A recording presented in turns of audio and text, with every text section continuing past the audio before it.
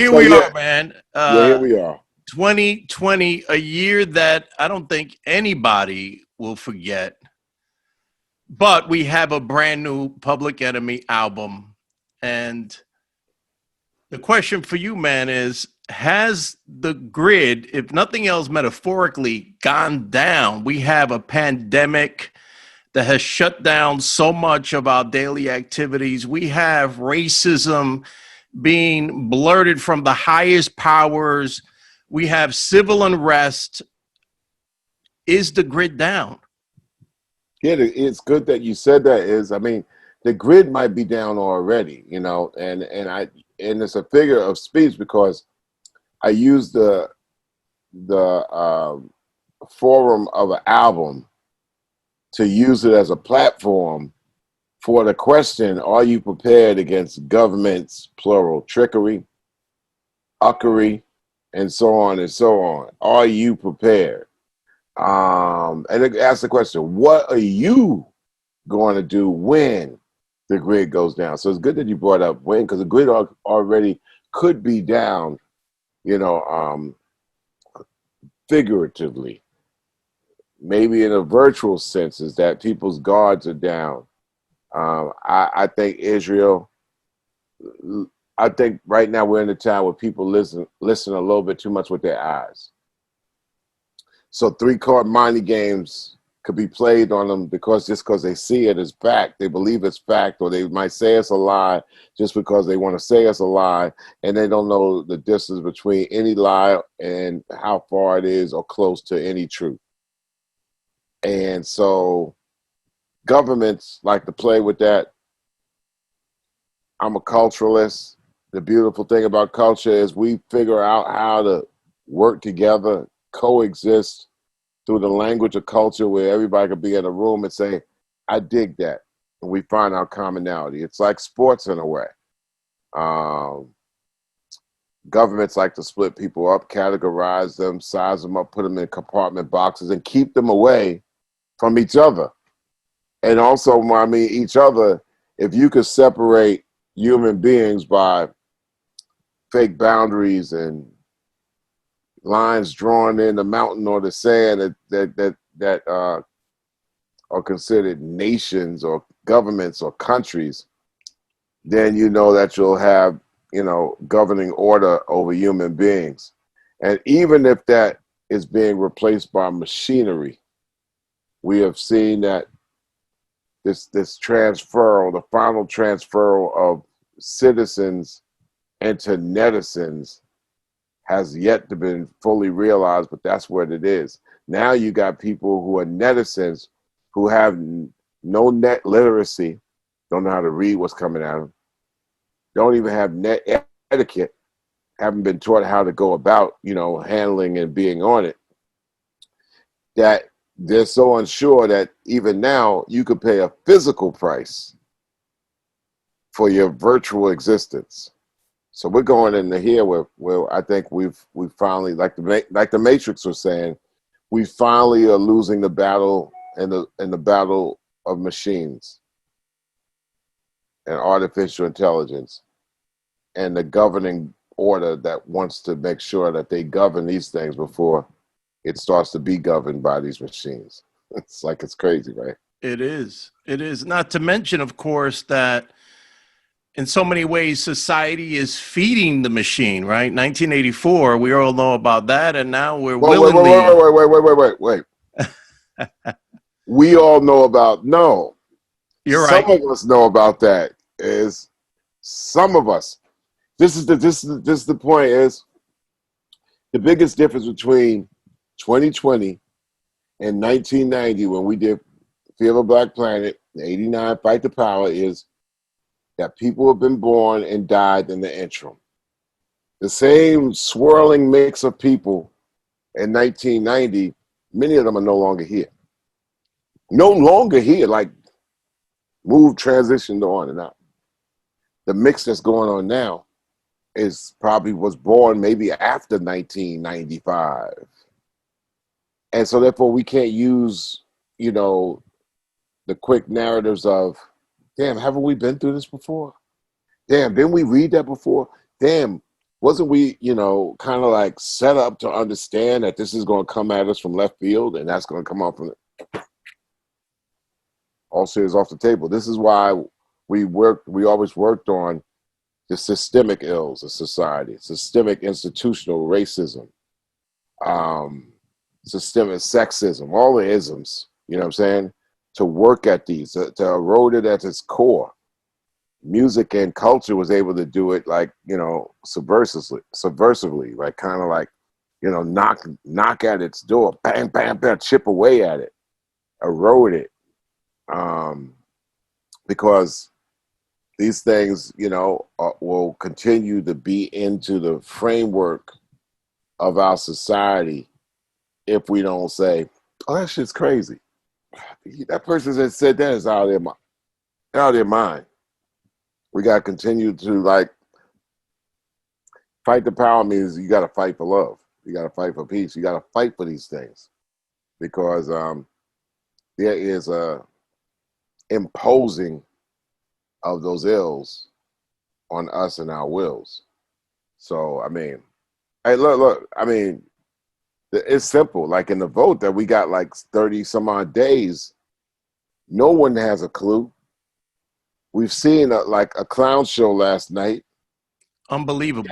Scary to some. Never seen anything like that. Hard to even navigate its understanding to your children. Who it's hard to explain how to explain this year to them, right? It's surreal, is what it is. It's surreal, and it's and you have to hold on tight to the reins, and you have to hold on to your senses and your sanity to be able to guide people out of the fog. But the next 30 some odd days, the reason why voting is very important to understanding for people of color, Black folks, brown folks especially, is that it's poor folks, you know, is that it's the side that you're on versus the side that hates you. Now, you got to be plain and simple. The side that hates you, well, you know, that's a strong word. No, when they say your lives don't matter or matter as much, they're saying they hate you. How you going to dress that up any other kind of way?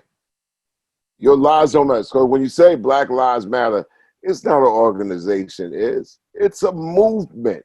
Every single organization in the past that said we're going to speak out against Black people getting hanged in trees. We're going to speak out against segregation. You don't think that was Black Lives Matter? So when people call it a terrorist organization or terrorist motto, and that comes from the President of the United States, who will lock you up for 10 years for taking down a statue that might have said Black lives don't mean shit. that you know, it all comes down to us asking a question: are you prepared?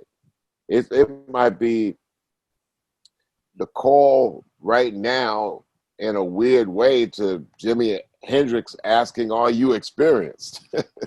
Are you prepared?" You know, and I'm not trying to I'm not even getting spooky. I'm not getting scary. I'm not getting conspiracy theory. You know, I'm just being to the point of, as a triple OG,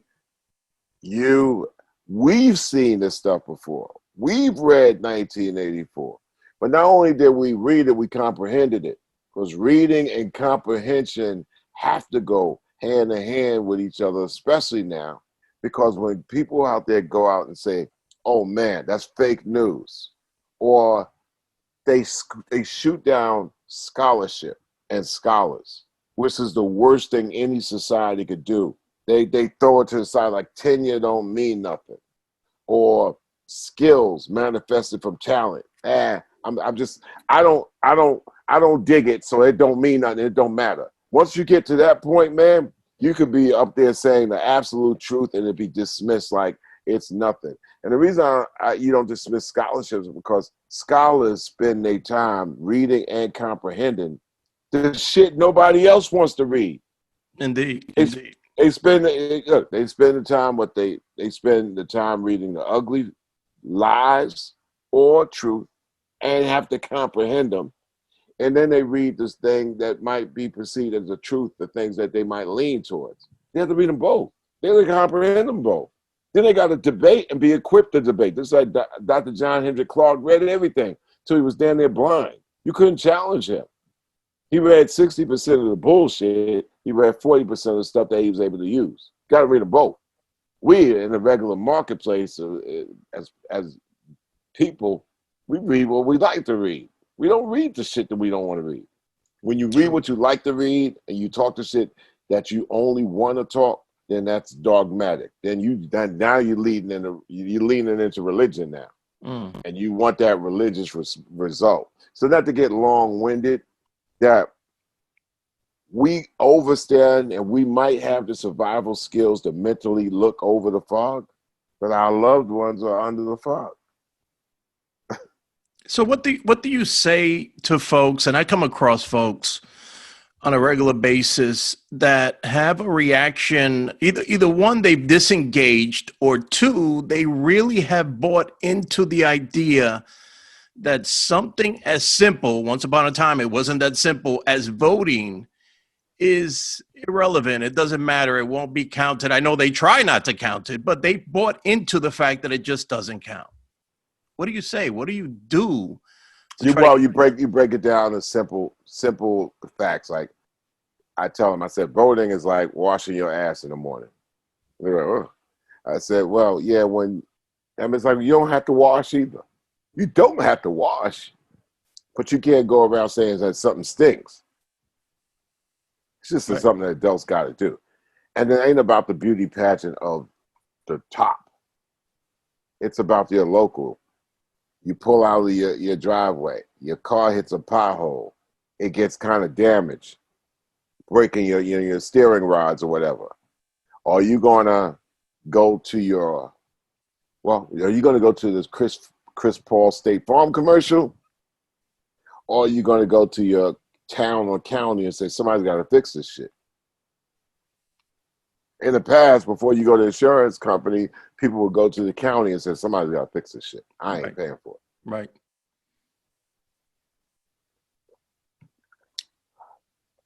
Young energy work like this is, they were tired of excuses. The list hit a tipping point. They were like, oh man, okay, Rice, Tamir Rice, Trayvon Martin. By the time it gets down to Chauvin killing George Floyd and then the Breonna Taylor, man, it was like, young energy was like, come on, man. Come on, the list is turning pages now. It's like, come on, man. Yeah. So what they did is march on their locale for reform. It got changed. They didn't go to D.C. They said, listen, we're going to go to Evansville, Indiana, and say, we got a problem right here. And people were surprised around the world. No, people were surprised, but around the world and the country, people was like saying, this is wrong, and we're speaking to this. And they were just surprised. They thought that this would just be a local thing and would eventually die down. So younger energy spoke to that. They moved to it. They were tired of authority being uncertain, giving them orders, staying for a month. And they're like, well, where's the fact? And they just, it spilleth over. And I guess that's the positive out of all of the cloud of technology and social media is that you do have some folks that have woken up, if nothing else, because they could see it on their screens. It's called the World Wide Web. And until the World Wide Web gets truncated, like I went to Turkey and they cut the rest of the world off from their web. I was like, I got to get out of here to get back online. Turkey did that. I foresee in the 2020s, a lot of countries are going to be pulling that, where you won't be able to get out of the wall that's set up to. People are talking net neutrality, but the other side is just being able to throw up firewalls to keep you from talking to the rest of the world. the rest of the world is the saving grace is. The diaspora is like an umbilical cord for black people. You can't cut that. You cut that, and then that becomes a chain in the United States. Black people have never been able to understand the chainery of the slavery of the United States of America when you don't connect to the diaspora. The diaspora has answers. Learning other countries, it ain't gotta be like, okay, I'm looking at my black face and I only gotta rely on my black face. No, connect to the fucking world, man. Israel, you know, there's a building on the east side of Manhattan that has been obsolete for years. That was first set up to make sure that everybody wouldn't be filling their oats and thinking that they can use the world any way they wanted to do. Name of this building is the United Nations.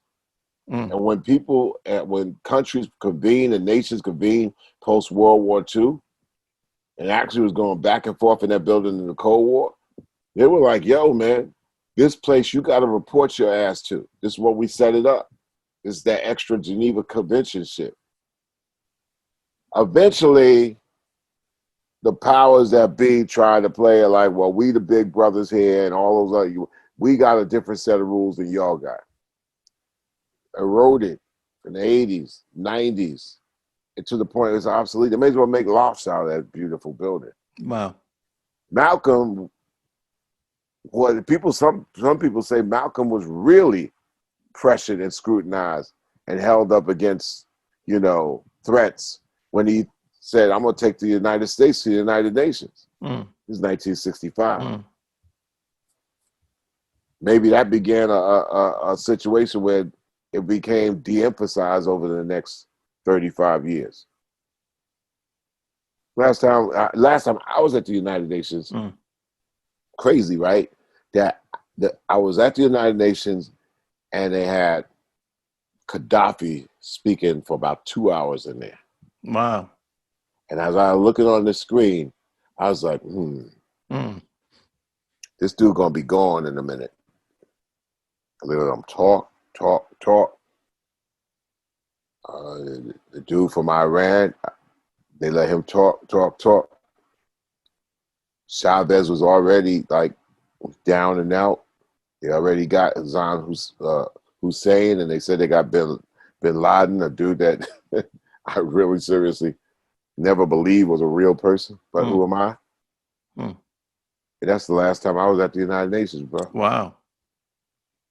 Before that, I was at the United Nations where we did something culturally, and the Zulu Nation, the United Nations got together, and I think Herc and Bambaataa had a doctrine where the world was using hip hop as a culture. It was when I was inside. Right. So I'll tell you, man, I found it surreal. It sounds weird to say this, especially because of the network, but I found it surreal to see and hear the Fight the Power, the new version on BET, simply because I think in many ways BET is kind of strayed from the essence of what BET was when it started. But beyond all that, and you know, throughout the years we had our beat down matches, right? Yeah, and they're going through their changes and their changing of people. It's almost like Jesse, I boil it down to the individuals too. When I first heard about it, and I'm not to cut you off, just give you the fact. Yeah. Jesse Collins, who I knew as a journalist, done some things with him, interviews. He moved over to BET as a producer and all, and thought that, it was a great idea to use Fight the Power as a narrative of this movement. I'm always deal with rap music and hip hop from many people doing over the rap station and things like that. So I was like, well, all the artists that's out there, I'm pretty sure somebody could speak some power to this moment. They felt that, because it's a different music today than it was back then, meaning what? Music today is sight, sound, story, and style. It's 4 different tangents coming at people. Its experience is different. So there's no one synonymous audio file that's going to speak to the movement of young people, they figured. I think different. But then again, I had to think back, like, okay, Fight the Power was a significant mark at a significant time. The Fight the Power I grew up with was the Isley Brothers in 1975. Right. Significantly flipped me to say, wow, tired of all this bullshit going down. They say my music's too loud. So I get it when they was like, Chuck, this is what we want to, it's totally up to you. We want to say that Fight the Power can speak to this moment right now. But Questlove is the dude that's going to put it together with these people. And I would have to be an idiotic curmudgeon. And this is one thing that happens when you're in the triple OG stage is that your number one attribute is that you should recognize positive, good energy, forward movement, and not get in the middle of any of that. Not get in its way. I was like, it makes sense. Cool. Right. And Quest, of course, is like, he's an extra member of PE. And he's the guy that, put his ass in it to make it work. So forget what our fights with BT in the past for this moment. It's almost like, I grew up as a Met fan. I couldn't wear a Yankee hat because my pop said the Yankees was like the next to the last team to have black ball players. So, why are you going to wear that? When, Brooklyn Dodgers had Jackie Robinson, and that's where black and also brown, players was always doing their thing. They don't wear no Yankee hat here. But, fast forward 45 years later, it takes on the context of its definition of its linear time and era. Right. So, there's always there's a side of me that says, okay, BT, I have to look at anything in the past of then and where we at now and what can we do now and what can we do together now to speak to this moment. It's a reachable moment, so it should be a teachable moment.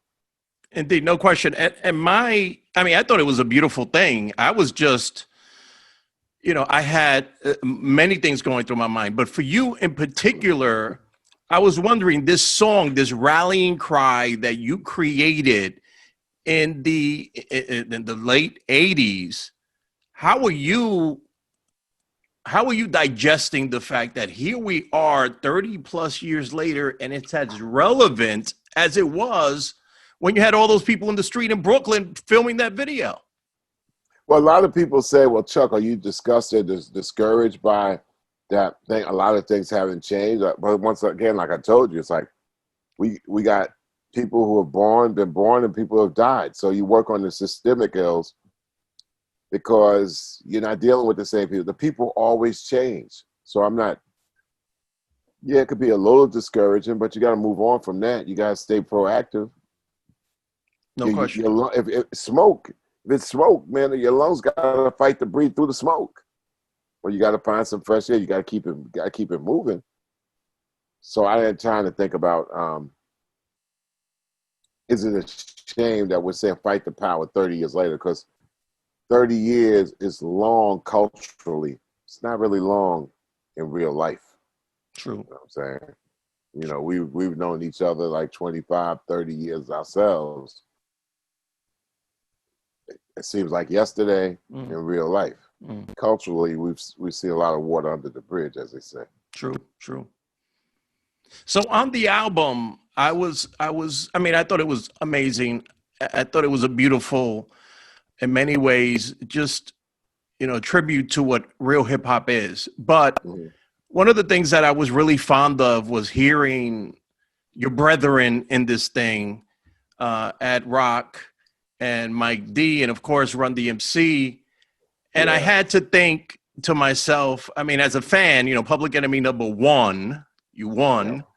But as I'm hearing it, I'm also thinking about what you were thinking as you were recording it. Was it bringing back memories to that golden era of hip hop?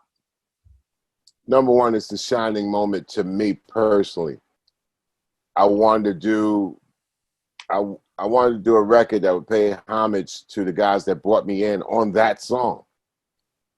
Run DMC and the Beastie Boys, Dr. Dre, the original concept, our homeboy, Bill Stepney, brought me in the recording industry. Rick Rubin chased me down for 2 years, 80, 85 and 86, 84, to get that song, Public Enemy #1, in the foundation of Def Jam. And I said no. And when I finally said yeah, it was under the terms of we all going to come in. Hence, we all bum rush the show. We all, bum rush the show. You know, Yo MTV Raps is named after Yo Bum Rush the Show. Wow, that I didn't know. Yeah. I mean, the show started out in the UK. Fed by Freddie's homegirl, Sophie Bromley from France, actually was the host. So, yes, Yo MTV Raps became a small little sensation over there, and then they made a national TV show in 1988. We did the pilot there because we was on tour with Run and DMC. Shining moment of the album was Run handing off the mic to DMC. Wow. When I asked, I always work with DMC, the King of Rock. Yeah. We do things together. But then I was like, yo, man, I'd like to get Joey on it. So D was like, yo, man, call Joey. And then I called Russell to get Joey's number again. Then I hit Joey up, and I was totally blown away because Joey was like, hell yeah, I'm interested. Wow. And then we had a conversation because I know as an MC with a body of work for a long period of time, I can have the conversation with Run that makes him reminisce and spark up and feel 1,000% confident to do his thing. You need a conversation for somewhere else to tell you like, yo, do your thing. And I told Ron, I said, yo, Joe, we just want you to be you. You know, we're not trying to be anything else. And a lot of advanced senior circuit MCs don't have the conversation. B, don't feel confident that they can do what they want to do or do what they do in an uncertain climate or whatever. And we said, nah, we got the platform, just do you. Mike and Ad Rock was a little bit more difficult because they made a pact with each other that them as the Beasties will not be probably doing any records. Right. But after finagling and having conversations, like, I get it, you know, without Yauk, but you guys we can routine around that. And they came around and delivered 2 routines, the one in the beginning and the one in the middle, that our producer, David C-Doc Snyder, who's the creator of not just this Public Enemy album, tying it all together, but also a creator, engineer, producer of Loud Is Not Enough, to me, which with myself, the MC DJ sound system of Public Enemy, with Lord and Jahi and myself and a little bit of James Bond, you know, artists on the Spit Slam record label group. I mean, C-Doc went from that, and when we did Food as a Machine Gun, which was a prelude to tell everybody that it's going to be a Public Enemy album. I don't know how many ears sparked up because it could have been like hyperbole, like, we've heard this before. But Flavor was a sign when we did Food as a Machine Gun, which probably to me is the most relevant song of our times, because as COVID started to box people in, we've lost a lot of people because diabetes, hypertension, and cancer has wreaked havoc on us in 2020. And respiratory diseases, asthma, certainly relevant, yeah. Havoc with alternatives like sugar and salt. I mean, sodium and sugar and just food deserts just come blasting us. So anyway, long story short, Doc tied the Public Enemy #1 together, and to me, that's the shining moment. It was like I'm saying in verses like, I'm talking about 83 and 84. So I'm not trying to be present day hip. I'm bragging about 83 and 84 like it's yesterday. Mm-hmm. And why not? It is yesterday. But Yeah. I think crossing new territories, and I think it's significant that we have Ice-T on the record on Smash the Crowd, which carries over into 2 records. Every time Ice touches the mic into a decade, he ushers everything in. He ushered in MCing into the 30s. Mm. He ushered in as an MC into our 40s. Mm. He ushered in MCing into our 50s. And he broke ground as an MC at 60. Now he's 62. I turned 60. Mm-hmm. So he's always rhyming in rare air. You know what I'm saying? Mm-hmm. So I don't have the full burden of Right. entering the marketplace because Ice has already done half the battle. And we could talk about MCs all damn day long. Mm-hmm. We could talk about MCs to the sun goes down and the moon comes up. But you can't name many MCs at 62. Yeah, that's true. You can't. That's true. Not at all. And I remember when, as you said, I remember when it was 30, it was like, wow, he's 30. Culturally, it's a long time. In real life, it's really not. True, true. That being said, I mean, in hip hop specifically, I guess because it is so young, it appears that you have this, I don't know, you have this idea that there is a threshold, you know, after I don't know, after you get to what, 27? Well, they said the same thing about the blues, though. See, when you study music and study culture, you find out that you kind of really not doing anything new. Mm. But the thing that made the hip hop rare from any other musics before is that it comprises primarily of rap music. And rap music is a rarity because it's a vocal on top of music because of the ability to overdub a music that's already defined. Mm. So saying that rap records would disappear and stop like we've been hearing all our lives, that's as silly as saying, I wonder when these singing records are going to quit. Right. You only got 3 vocal applications. You got talking, singing, and rappers in between. Mm. You come up with a whole bunch of definitions for something that might be more singy than rapping and more, talking than rapping. But really, seriously, a rap has cemented the middle as a legitimate vocal. Mm-hmm. This wasn't a legitimate vocal.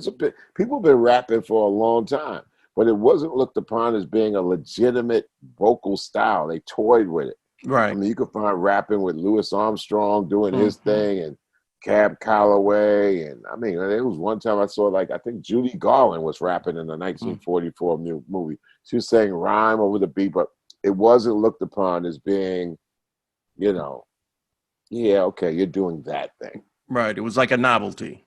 Novelty. Right. They didn't have no words for it. Right. I mean, we could find 10 records. I'd like to probably do that, an album full of songs that could be raps, but like that Judy Garland thing. Mm-hmm. Maybe see if we could put beats behind it. But that'll be interesting. I'm gonna write down that note. Right. There you go. That being said, the legitimacy, if you will, or the perception of legitimacy of hip hop. What was it like for you being inducted into the Rock and Roll Hall of Fame, coming from an environment where it wasn't acknowledged, there were no awards, where it wasn't taken seriously, where they didn't think it was going to last another year? What was that like? Well, number one, early days of hip hop, cats always use Hall of Fame. You keep on and you don't stop. You're gonna know my name because I'm shock rocket to the Hall of Fame. That type of stuff, right? Yeah.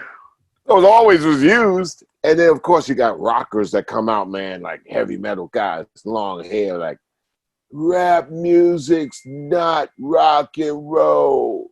It's not rock and roll. We the fucking roll. There you go. We might not be rock, but what has ever been the role?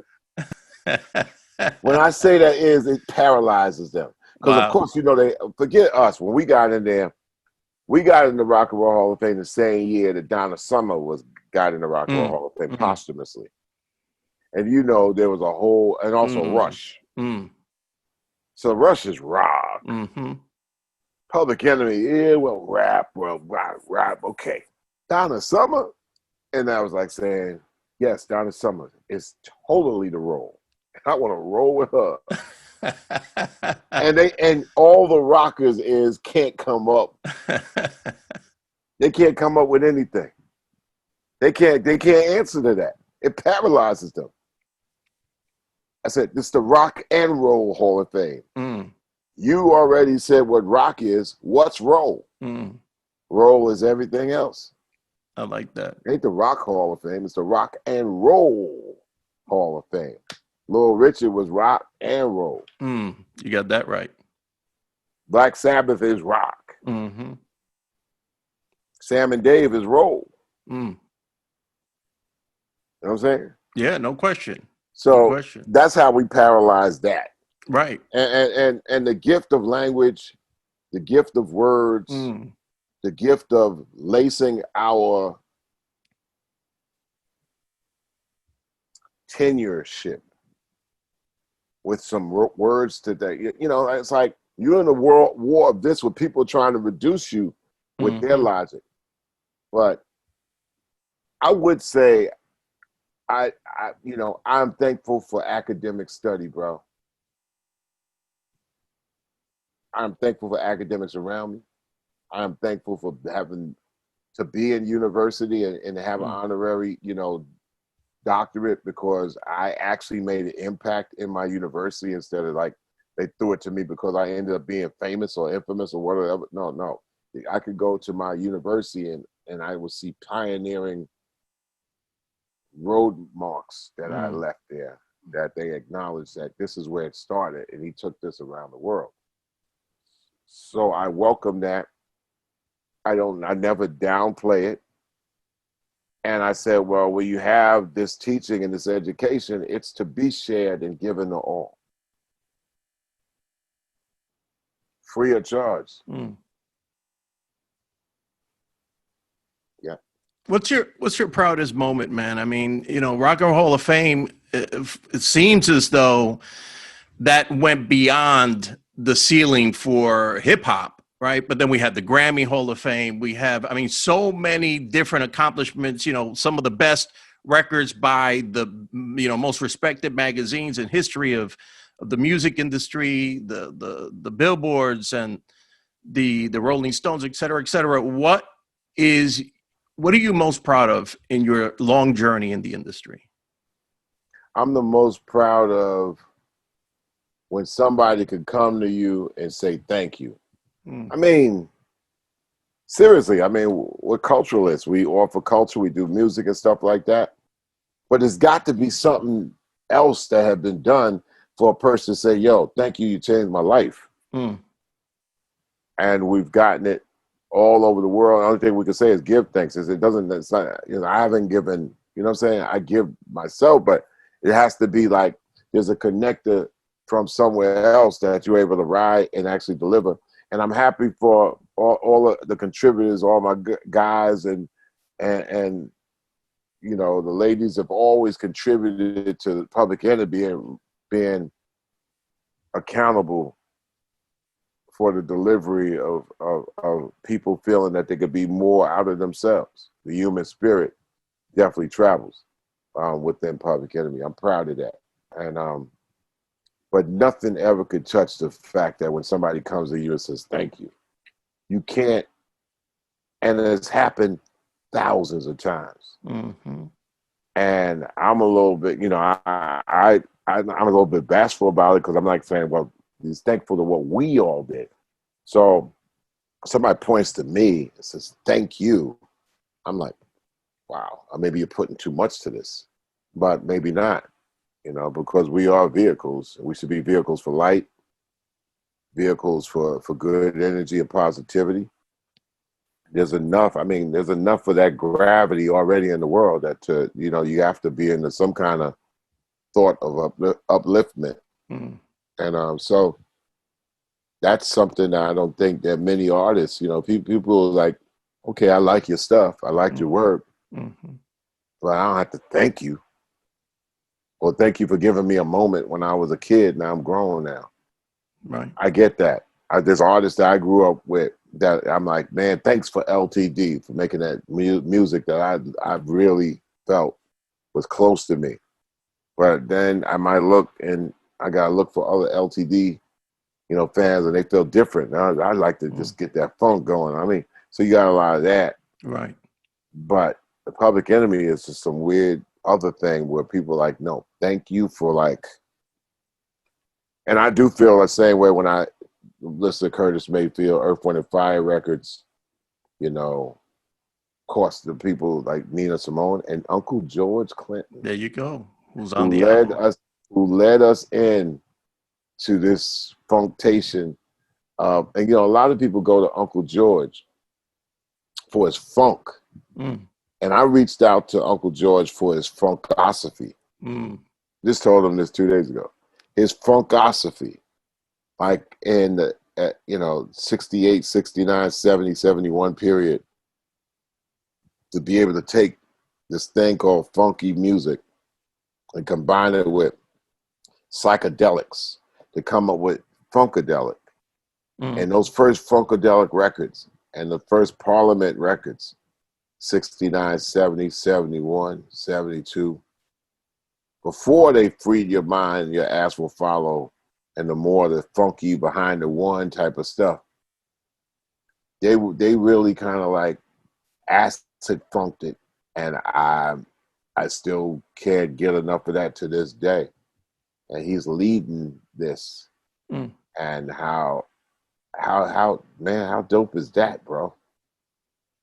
Was it surreal? I mean, just last night I saw you guys on a late show. Was that surreal to perform with the Godfather of funk, the ultimate legend? It's always surreal being with Unc. It, it was always. It's almost like also with, well, I could say more things to Unc because you know the mindset is so futuristic, quirky, crazy, and similar. We get it. Stevie Wonder's a person. Every time I come up with Stevie Wonder, I can't say shit. Mm. I don't know what to say. And he's always, go ahead, Chuck, say something, bring the noise, or, fight the powers. Go ahead, do that for me. You know what I mean? And I'm always quiet. Wow. But, it's the reverence of Sure. all the, like, wow. I'm kind of like, there's so much there, so much there to Stevie Wonder. He's still here. Mm-hmm. I lost my great, you know, musical figurehead friend, Prince, Mm. who in the 2000s, befriended me as somebody, when he wrote in his book of artists that influenced him. I was in that book, or in that page or whatever. I'm like, get the out of here, man. Wow. I'm like, That's or amazing. Kurt Cobain, Mm. just like, yo, Chuck, help me figure this out. Or Tupac, So all these greats that have moved on and they've name checked me, so that's a little surreal. Mm. I mean, we always wanted to go and rap music and bend it out, bend it to be greater, Mm-hmm. not to look at it as being this adolescent, infantile bastard music only. Mm. It's weird, it's strange. And then like answer to the question before, blues started out as a young person's music. Mm-hmm. When True. we was able to see blues in the 70s, 80s, 90s, and all that, That's right. cats they were in their fifth and sixth decade of it. When they started out, they was Soulja Boy's age. You know what I'm saying? Yeah, there you go. Robert Johnson was like what? T.I.'s 27. age. Oh, yeah, Yeah, yeah. yeah, Right, before that. I right, mean, right. You yeah, talk you know what about I'm saying? before, right? Yeah. And on top of that, I mean, since we are talking about blues, you have the great Blind Willie Johnson on that Yeah, Voyager spaceship going out to the yeah. furthest reaches of anybody's imagination So representing. Chuck Berry too. Yeah, you got that right. So speaking of barriers, the other barrier, that I think about with Is you, Eric Barrier? man, if he was only president. Uh, see, we've been there, Israel. We've been there, bros. That's what I'm saying. So that somebody could look, and stare at us like, "What are y'all talking what about?" is that? See, it's like, So the barrier of being the front man or being a lead person in two iconic bands, so not just PE but also Prophets. yeah, man. What was that like, and what were the dynamics like? How were those different for you? Man, that was like a 4-year university study, man, of brotherhood. Mm. And we closed it out. It could not go anymore. We all went back to our individual groups. Rage Against the Machine was returning. Mm-hmm. And I had to get back to Public Enemy. Be Real had to get back to Cypress. But it's never one bad day, bro. 4 years, never, not one bad day. Wow. And Wow. everybody from rehearsals to shows brought their A game every day. Rehearsals, you had to bring your A game. You didn't want to embarrass your area on weakness because it was only 6 of us. Mm. And everybody felt that they were one of the top ranked in no matter of music. If you want to put me and B as tenured MCs, Morello as a guitarist, and Timmy C as bass, Brad Wilk on the drums, DJ Lord on the turntables. Mm. Yo, bro. Every time I say I cannot be the weakest link here, although I'm the oldest, and I try to use age as my excuse, but not one bad day, man. And the dynamics was like, it was iron sharpens iron, sharpens steel, and every night, Israel, we had a standing ovation, man. Mm-hmm. Well, who does that? I mean, modern music. Like it's Liberace or something, you know what I'm saying? Like standing ovation. Come out for more. I mean, like I yelled, I screamed, I exhausted myself. But you know what? I want to just give it to straight up, yo, bravo. I'm telling you, from 2016 to the last show. Wow. In 2019, last year at this time. It closed out like a theater play, like a theatrical production. The last show at Prophets of Rage. I don't know if it happened again, but like I said, we closed it out, and that's a chapter that I learned from. B also learned from. Be Real Lord definitely learned from. Mm-hmm. And each one of the Rage members, the band, also understood that that was something that was special and different. And that's saying something. I mean, for somebody that's toured, so many countries for so long, for you to have had such an impactful experience. It was unbelievable. I think it was a highlight of my performing life because I didn't have to make heavy decisions. Mm. I didn't have to be the leader. I was just like what's the guy in The Godfather, that was the what's his name? I can't remember his name now. But he was a consigliere. Mm-hmm. And my role was, kind of like the sage there. Right. And it was something that we can use and bring back to hip hop and rap and Public Enemy and Cypress Hill. So you saw like the relationship I had I have with Be Real, and the relationship that Lord even has with Be Real, because Cypress Hill goes around and performs, and Lord is the DJ. Mm. It's truly La Familia, you Nice. know, truly. I mean, Public Enemy and Cypress Hill is like this out of that relationship. Mm-hmm. Yeah, man. Be Real is amazing, man. Be Real is amazing. He's an amazing leader. It was an honor and the utmost privilege, man, being microphone A2 next to his microphone A1. Mm. A wonderful, wonderful experience. You know, I will forever be in debt to his honor, his strength, his fortitude, loyalty, courage. How many times do you hear that from, rappers? Right. Yeah. He, So, he got that. He just got that. Humility. mm, I mean, a star that he is like not one unhumble day, bro. wow.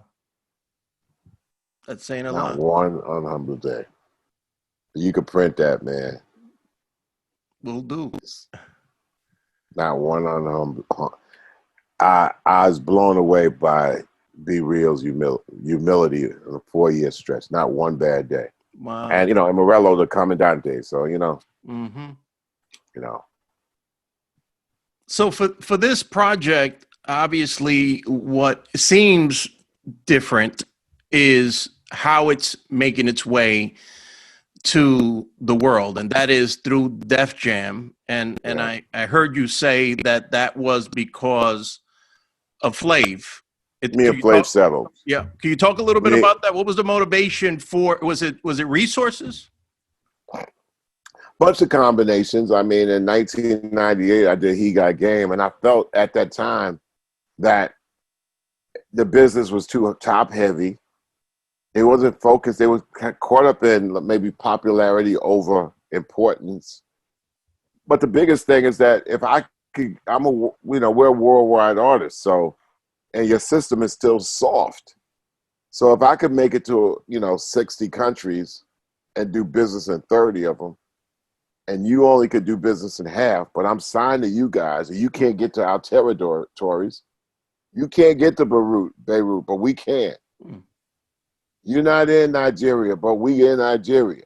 Everything is also black market. You're not in Kosovo. You know what I'm saying? You're not in, areas of Chile. All those areas are soft, but they're strong for us. Mm. Internet was the right thing at the right time with the right state of mind, man. Peer to peer. Mm-hmm. Yes, the systems were primitive, but when we did, there's a poison going on in 1999. It was breaking the chains that everybody else would follow. Mm-hmm. I did Undisputed with Prince in 1999. I gave an award to David Bowie in 2000 for Yahoo. David Bowie said the internet will be the saving grace to music. Todd Rundgren, you know. So I've been in that innovative seat. Mm. And so independent was the way of the walk for us for like 20 years, man. Mm-hmm. We met C-Doc on an enemy board. Mm-hmm. That's where I was able to meet almost like so many of the futurists in Public Enemy for 20 years. Public Enemy paved the road to independence in the digital world independently that later on became superhighways, Mm-hmm. as predicted by Harry Allen in 1994 on Music and Our Message. We followed pursuit in that futurist point of view. That's what we're here for. But after 2016, I'm doing things with Prophet. My dad passed in 2016. Flavor's mom passed. We had just finished putting out a record that I truly love. Gary G. Wiz produced. Man Plans, God Laughs. Mm-hmm. But I had an incredible experience just with the record. The trajectory of what we was doing went in a couple of places, and Flav who had also had to get his whole thing in order. It happens every 3 to 4 years. He got to get his shit together, and I'm there waiting for him to get his stuff together as a person that is alongside of that. But I'm doing profits, and he ain't gonna do TV. He kind of want to do Public Enemy, but he kind of like slow gassing about it. So I'm like, okay, slow gas about it. We kind of like, we did a record called Desert. We kind of gave it away free, which also this album has some cuts off of it. But at the end of 2019, he kept pushing the issue like, let's do a record. Let's do it. But he wasn't talking about making the songs or getting in the studio. So we conflicted because I said, listen, if we do something with a major that you want, I want to do it independently. You don't think, you don't want to do the independent thing no more. And me, if it comes down to a major, you got a lot of work to do. You give me 10%, you're going to have to give me 25% effort on this. And he's used to giving me 10%. He'll give you 150% when he's on the stage, but the gig is the gift. It ain't the work. You got to be in the studio. You got, in order for it to work, you got to work. So when Def Jam became a possibility in that mix, boom, it was like, we'll settle with that. It makes sense. And that's where that happened. The reaches in all the areas of the world and the territories, it's not like it was in 1998. It's the year, 2020. So it's touched a lot of areas, and a lot of these super highways are now highways that have been traveled. Digital here, vinyl knows where it's gonna go. Even CDs are gonna pop up, and we're gonna do some quirky things, like even release 7 inches in cassettes. Even so, why not get fly with it, get funky with it? Nice, very nice. So I mean, Def Jam was the place where we said, okay, we're going to show them that importance is great or even greater than popularity. Or better yet, the question to Def Jam was, at what point is importance great or greater than popularity? Some days you just can't weigh by the numbers. Give you a case in point is Bob Dylan has been the foundation cornerstone of Sony, CBS, Columbia for 60 years. He ain't racing up no charts. Rest assured, you go to that building and try to steal some of the tapes in the vault. Legacy. Man, you have your head chopped off. It's like Miles Davis up in there. Well, Def Jam knows that the cornerstones in that legacy is Public Enemy, LL Cool J, Beastie Boys. So that's how that went down. Now, the joy is that you have people who have grown up with the myth around them. And no knock on the other artists they've been working, but they're working Justin Bieber, they're working, this and that. They're working these things. But when something comes across that's like a resonance that's more than where it's going to rise up the charts, a lot of these younger people who've been in the recording business for a while, they want to really seriously bring their minds and their ingenuity to the table and their marketing ideas. And some people they got graphic, electronic skills. And then when you give them like, hey, go ahead, man. They get the logo and they're doing things with it. So it really gives them like a playing forum that they never ever could have experienced before. And once again, like I said before, it's a travesty for old energy to get in the way of that. You welcome the forwardness of young energy to go in and move forward with things that you couldn't imagine. Oh, you have to be totally, an elderly narcissist to ignore that good energy, man. And I think that's another joy that comes out of this. The joy to the contributors that made the record, Mm. and a joy to the people who work the record. Mm. So if they feel great about it, it's my job, my number one performance job. Since we're all not kind of getting in the world to perform in front of your contributors and your co-workers and give them the best performance of appreciation that you could possibly give. Mm. I mean, I think that's kind of make them feel special, man. Right. Yeah. Indeed. That's why I said, well, one key is like I said, man, I'm not going to put Israel in the protocol because the protocol got me doing 121 interviews in 70 days. But you're not part of the protocol, bro. Well, You're thank you. It means part a of the lot. obligation. I am obliged to all right, you know what? We got to do this off grid, off hours. Thank you. Thank you Okay. so much, man. Well, Always thank means you. so much. Thank you so much. I do have to ask you, if you don't mind, if speaking of Def Jam, could you share maybe your fondest or one of your most fondest memories of Def Jam during the time, during that golden era where all of this amazing greatness was convening at one label? What's your fondest memory? Fondest? Oh, man, there's a bunch of them. Like going and looking on Bill Atlas' desk. Bill Atlas, the publicist. Yeah. Oh, there's a Melody Maker magazine, a UK magazine open. Scotty Ian is playing guitar in front of 70,000 rock fans at the Donington concerts out there in the UK with his axe, getting down, Public Enemy shirt. I'm like, Wow.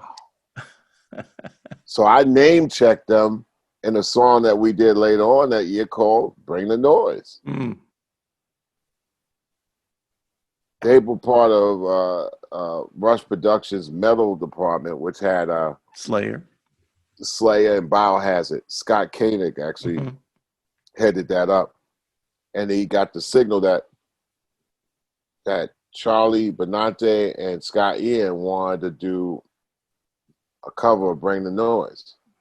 And I kind of like, nah, I kind of done it. And they just said they went forward with it. And we made Bring the Noise, and it became what it did. It's like, whoa, okay. That came out of me looking at Scott wearing the Public Enemy shirt, name checking them and Bring the Noise, them doing the Bring the Noise cover with me, then doing the video, then doing the tour, and making history that way, just off of like the camaraderie of musicianship. And that's the epitome of peace and love and going forward with it, no matter how jarring it might feel. You just don't know. You know, being that first year out, getting ready to do the second show on the first show on the Def Jam tour, and all of us took 2 buses down there, and on this bus is LL Cool J, Eric B. and Rakim, Dougie Fresh and the Get Fresh crew, Houdini. Wow. We're all on one fucking bus. Being able to be on the first License to Ill tour, you know, opening up for the Beastie Boys. Crazy, man. Wow, so much, Crazy. Man. Yeah, it's a lot, man. It's a lot. And all those moments are special. Doing Burn Hollywood Burn and Hollywood, and Russell introduces me to this young guy who's like, well, I'm going to be like trying to get like the Spike Lee of Los Angeles. And this happens to be a young John Singleton, who also is talking to Ice Cube on his side, who he brings into his film called Boys in the Hood. Incredible. History. Yeah. History. I'm going to ask you, I want to respect your time, so I want to make sure it's pretty late, but I hate to be heavy, but I love to ask, what do you want your legacy to be? Oh, a curator of a form to bring it out of something that people look down at to end up looking up to. The music, the culture, you know, the vibe. That's the biggest thing. It's like something that people look down at, eventually shifting their neck to look up to. and being part of that momentum. I think that's important. Of course. I think all the other things that I want to be remembered as are things to, to your closeness and your family, that being a straight up dude, um, nice to a fault, but that's not my calling to be different than that. That should not stop you from having some character, some values, integrity, and grace. The world, if it's crazy, it seems, should not stop you from having those attributes or working on having them. Well, you certainly have accomplished all of those things in a world beyond that. So thank you. I will We tell got you some, thank you. man, and then you guys, you and Tony put such a institution up there. I'm happy to be a part of, somewhat, and also being able to salute and parade all the efforts that you've done, man. And so thank you. Means a lot, man. A rap station, 10 station channels. We're doing real well now. We totally curated. It's 24-hour-a-day stations. And if a person wants to hear hip-hop all day as an instrumental, it's there. They want to hear women 24 hours, 7 days a week. She Movement Radio is it. Hip-hop Gods is acts and artists. So, they have over 15-year careers that curated by Bad Flatline Wanted. So, and Planet Earth, Planet Rap brings you hip-hop from around the world, just like NPR would cover rap music and hip-hop. It's different languages, so they got a different arrangement on how they're able to bring it across 24 hours a day. So that's something that I'm twirling and working relentlessly on, and definitely want to salute and give credit to those that helped build it up to that point. Awesome, man. Thank you. Yeah, that's something we didn't even talk about. Your contributions in radio from BAU to global.